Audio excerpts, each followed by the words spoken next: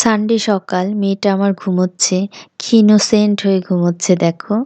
এই তো সেদিন হলো, ছোট্ট ছোট্ট হাত, ছোট্ট ছোট্ট পা। দেখতে দেখতে মেয়েটা আমার সত্যিই বড় হয়ে যাচ্ছে। তো চলো আজকের মামা, দিনটা শুরু করা যাক।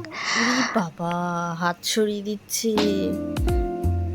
Good morning, good morning baby.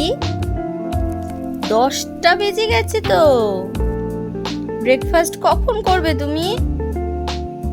কখন ব্রেকফাস্ট করবে? ওঠো, ওঠো মা। উরি বাবাই বাবা, ওঠো। ব্রেকফাস্ট করতে হবে না। এদিকে তাকাও একটুখানি, হাসছে। এদিকে তাকাও একটুখানি।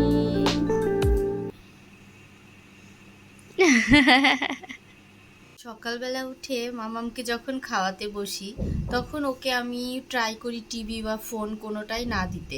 তো তার জন্য আমাকে কি করতে হয়, সমস্ত খেলনাগুলো আমি ম্যাটের ওপরে ছড়িয়ে দেই। ও একটা একটা করে সেগুলো তোলে, আর সেগুলো মানে খেলে, সেগুলো ফেলে দেয়, মানে যা ইচ্ছা ওর তাই করে। যেমন ওকে আমি একটু আগে হাতে এতটা ক্রিম দিয়ে দিয়েছি, ও করছে কি, ওই ক্রিমগুলো নিজের মুখে মাখাচ্ছে। এই দেখো কোথায় মেখেছে, এখানে মেখেছে। আমার এই যে এখানে মাখাচ্ছে, মানে ও ক্রিমগুলো নিয়ে, মানে ও নিজের মুখে ক্রিম লাগাচ্ছে, আমাকে ক্রিম দিচ্ছে। তাও তো বিজি আছে এটা নিয়ে। অ্যাটলিস্ট টিভি ছাড়া তোকে খাওয়ানো ট্রাই করি, এটাতে আমি সাকসেসফুল হয়েছি। এক সময় যখন একদমই বসতে চাইতো না, খেতে চাইতো না, তখন একটু একটু করে টিভি দিতাম মাঝে কিছুদিন। তো তারপরে আমি যখন এক সপ্তাহের মতো হলো, তখন আমি রিয়েলাইজ করলাম যে না, ওকে যদি আমি টিভি দেই, ও কী করে, টিভির দিকে একভাবে তাকিয়ে থাকে। তো যার কারণে ওকে আমি টিভি ছাড়া খাওয়াবো, ফোন ছাড়া খাওয়াবো, উইদাউট ফোন, উইদাউট টিভি ওকে এখন আমি খাওয়ানো ট্রাই করি। আর বিশ্বাস করো, এটাতে আমি মানে বেশি ভালো ফল পেয়েছি। কারণ ও খাবারের টেস্টটাও বুঝতে পারে যে ও কি খাচ্ছে না খাচ্ছে।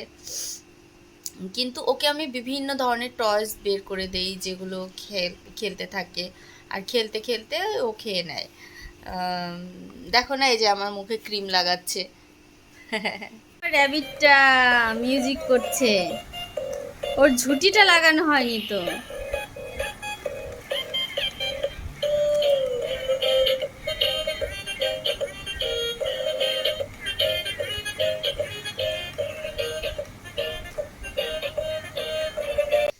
দেখো সবাই, মামামের স্নান করা কমপ্লিট হয়ে গেছে। মামাম এত যুদ্ধ করে না স্নান করার সময়, কি বলবো, মানে পুরো জল ছড়িয়ে টড়িয়ে একাকার করে ফেলে। আমি পুরো পাগল হয়ে যাই ওকে স্নান করাতে গেলে। ওই দেখো করছে কি। উই বাবা, ডাকটাকে কি আদর করছে।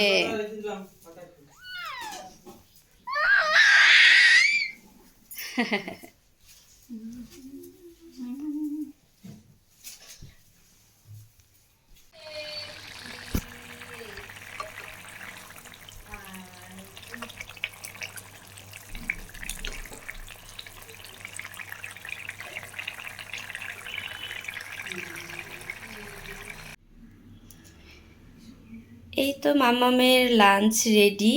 ওর এখানে হচ্ছে মাছের ঝোল দিয়ে ভাতটা মেখে নিয়েছি, আর এটা মাছটা আলাদা করে বেছে তারপর খাওয়াবো। তো ওইদিকে দেখো, মার্চের ১ তারিখ, এখনই বাজারে কাঁচা আম উঠে গেছে, আর প্রতাপ আমার জন্য একটা কাঁচা আম নিয়ে এসছে। কারণ কাঁচা আম মাখা খেতে আমার ভীষণ ভালো লাগে।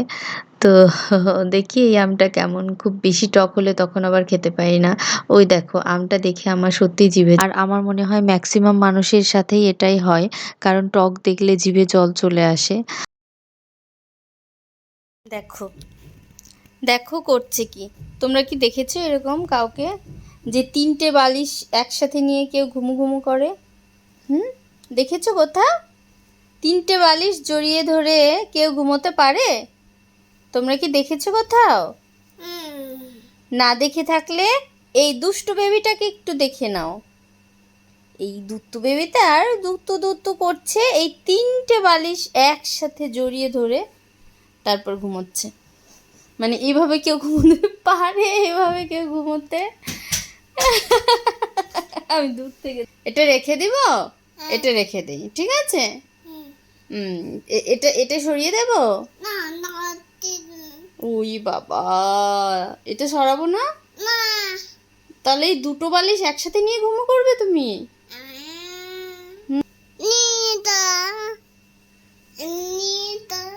আমি চেষ্টা করি আমার বেবিটাকে মানে আমার ম্যাক্সিমাম টাইমটুকু দেওয়ার। আমার পুরো দিনটাই ওর সাথে কাটাই, মানে যতটুকু আমার নিজের কাজকর্ম যতটুকু যা থাকে ওইটুকু বাদে আর ম্যাক্সিমাম টাইমটুকু আমি ওর সাথে কাটানোর ট্রাই করি। সাথে একটু ভ্লগিংও হয়ে যায়, তাই না মামা? সাথে আমাদের ভ্লগিংও হয়ে যায় আর আমাদের টাইম স্পেন্ডও হয়ে যায়।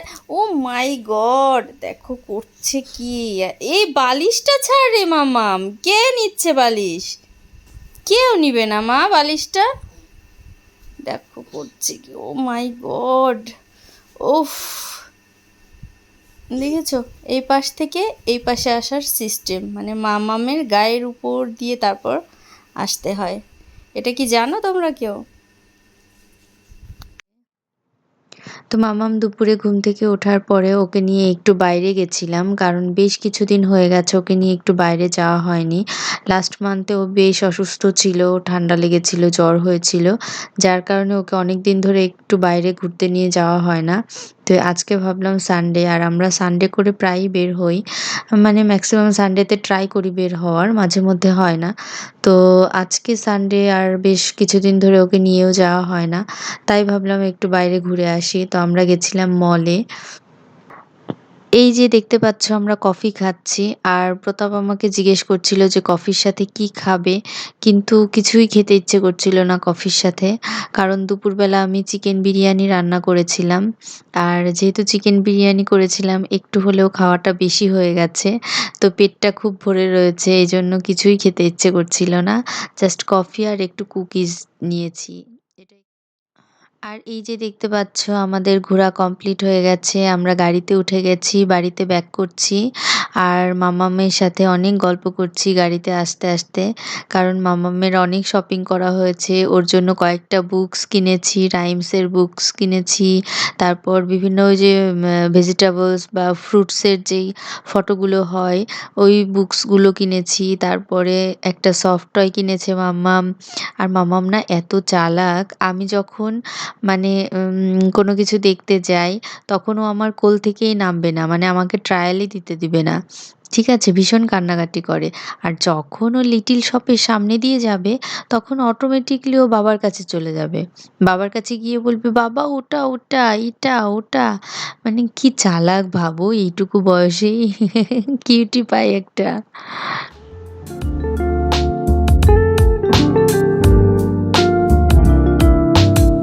চলে এসেছি।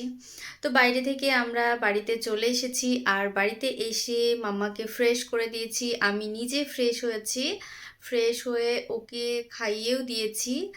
এখন আমি ডিনার করতে যাব, আমরা খেতে যাব এখন।